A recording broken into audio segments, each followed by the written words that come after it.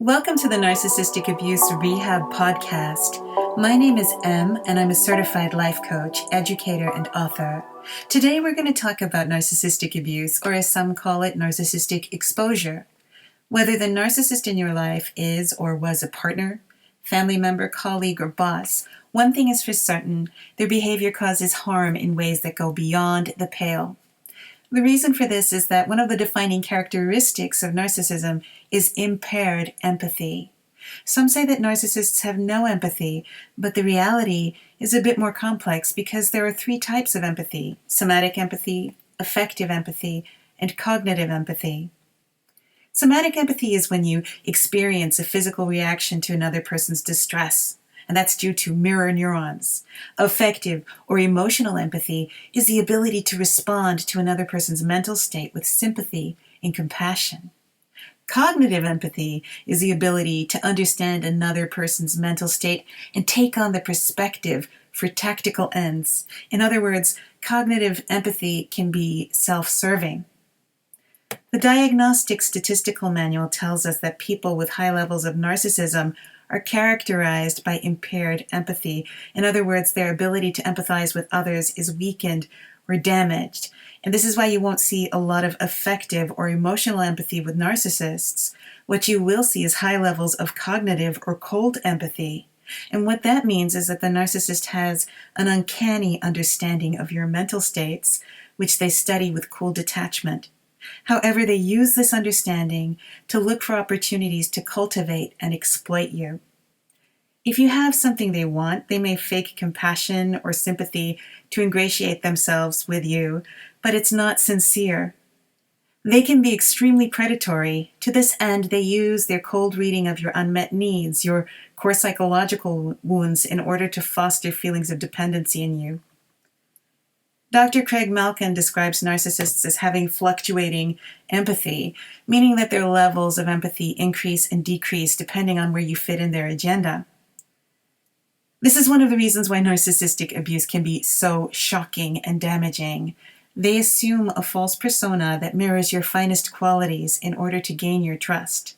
They weaponize your trust to gain entry to the most intimate parts of your heart and mind so that they can identify your core childhood wounds.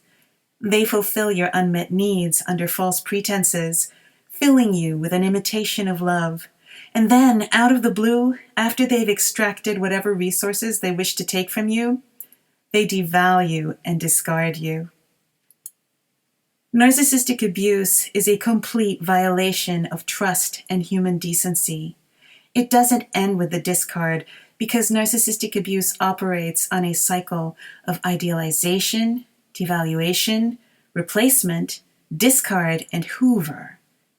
The Hoover is when the narcissist re-enters your life to start the cycle again after the discard. In other words, no matter how cruel the discard phase of the cycle was, the narcissist will return weeks, months, even years later to procure the ego boost they feed off of, fuel, or narcissistic supply. The resources that narcissists extract from their targets are almost always financial. The narcissist may manipulate their target into performing free labor, providing them with a home, money, transport, loans. Often, this is never enough for a narcissist who by nature is prone to addictions to gambling, pornography, and substance abuse.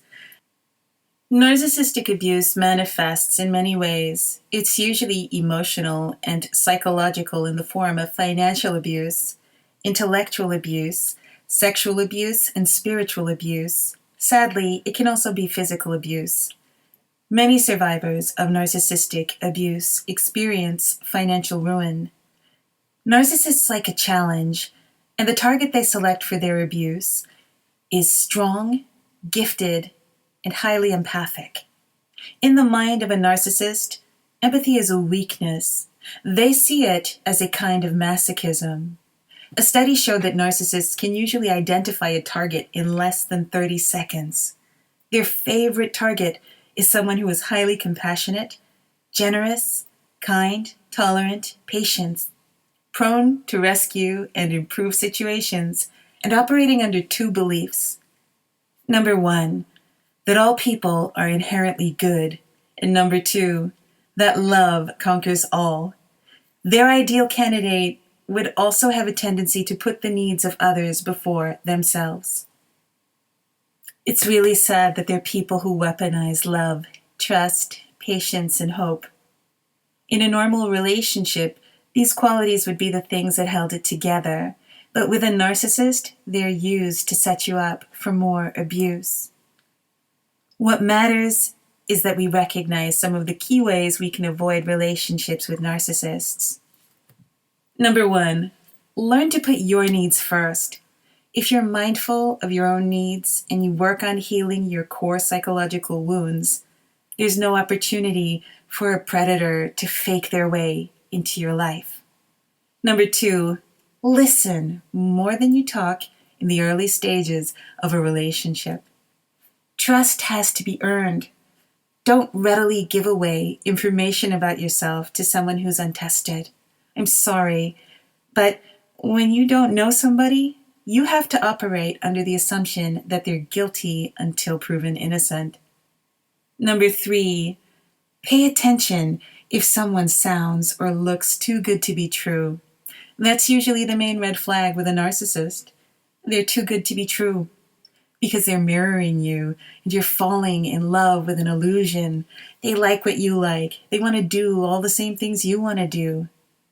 Listen, there's someone hiding behind the mask, lurking behind the false persona, who means to do you grievous harm. So please pay attention to the signs and walk away when you see the red flags. Guys, that's all I have for you today. Thank you so much for listening to the Narcissistic Abuse Rehab Podcast. For more free content, check out our YouTube channel, Narcissistic Abuse Rehab, and follow us on Twitter at NarcAbuseRehab.